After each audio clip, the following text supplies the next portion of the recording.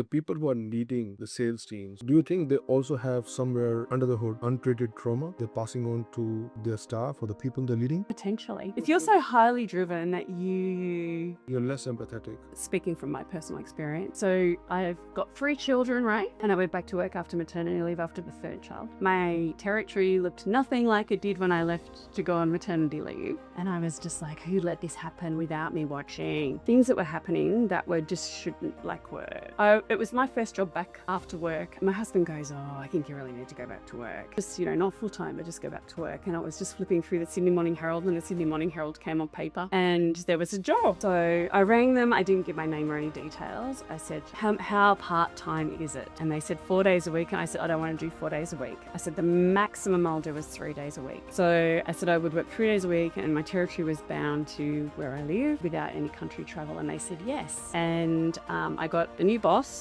who was my team colleague at that time, and he probably a very immature manager. There was definitely better places they could have put him. I was the only woman on the team. I've worked on all-men team before and they were fabulous. This was not a fabulous all-men team. I can't get rid of you. But that year I was sales champion and being performance managed. It was probably the most difficult 2.5 years of my life.